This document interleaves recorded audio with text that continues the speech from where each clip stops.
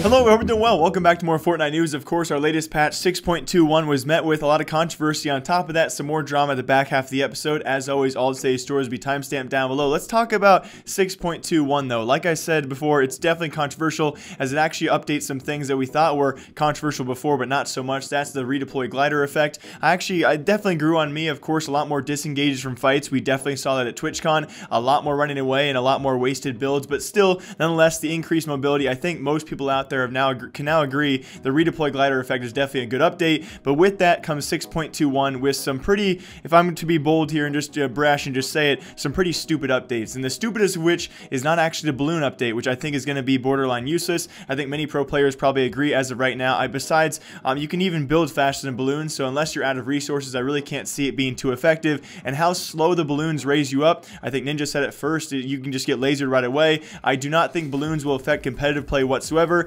Casual play, they just seem like a very, very targeted update towards the demographic of Fortnite. I don't know what you guys think about this. That was not the stupidest part. That will actually be, though, the potential to now wall bang with explosives. Before that, also very shortly, vaulted are the semi-snipers, the dual pistols, the dualies. I will miss them. Probably my second favorite pistols compared to the TAC SMGs, if you want to classify those as pistols. And besides that, very lastly as well, the guided missile, which no one's going to miss the guided missile. It's very funny as well. They actually vaulted the only rocket launcher that actually will not be affected by this update. Of course, the guided missile, I think probably the most useless of all the rocket launchers, but now every other rocket launcher in the game has been substantially put into the OP category. Because now with every explosive you shoot, grenade launcher, rocket launcher, guided missiles, guys, I guess no longer a thing, but of course the brand new 4-launcher, quad launcher as well. Those are the main 3 explosives as well with some nades out there. They are now considerably more effective because you can actually have 25% explosive damage, which means through builds as well as through buildings, you can now hit people. I think Loya as well as Parallax, they have clips out there, guys, linked down below for all of you as well. They really show you guys how stupid and OP this can get.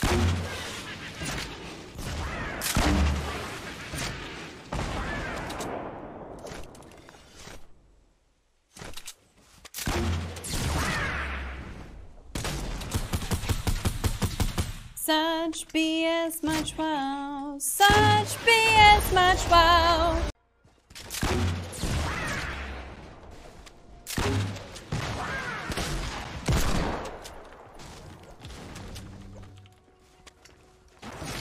Like, this is an assured kill, and this is dumb because it's an assured kill. Like, what is he supposed to do?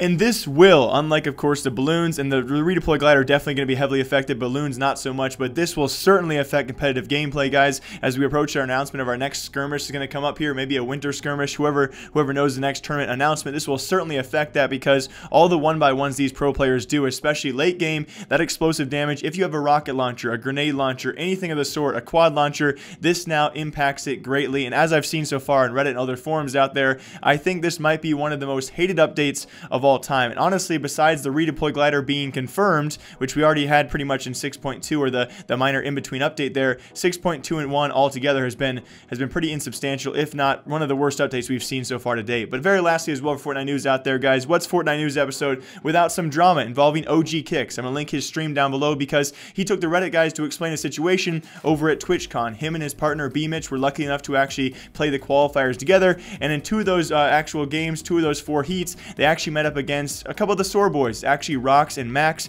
If you guys don't know Max, actually the owner of SoaR Clan or SoaR Gaming, whatever you want to call them. In this case, though, they don't look too hot. It was actually 2 of those times they met up, according to OG Kicks as well as B Mitch. Apparently, the first time they were killed by the SoaR boys, the second time they met up, they actually killed them, and it was actually in Villain's Lair, and it was actually the SoaR guys who came after them, and this is all according to Kicks guys, who apparently approached them after the event, after unfortunately enough, both those duos did not qualify for the finals, and they approached them, confronted them there in person, which I do want to point out, they should have kept it there, right? Kept it there, did it in person, but unfortunately enough, after confronting them there in person and calling them out for stream sniping, it was actually Max and Rox who accused B Mitch, that's Kicks' partner, who was actually a long-time sub, I think a 3-month sub is what Kicks said. Unfortunately enough to Max, he said they were stream sniping and therefore actually sabotaging their event, which we've seen a couple instances of this so far, of people saying, you know what, that's my part of the map, only I can drop there. If someone else drops there, they're either stream sniping or they're just targeting me for fame or for clout. I think that was what the FaZe boys had over in Western World, but now the FaZe boys are actually welcoming competitors to join them in West World, so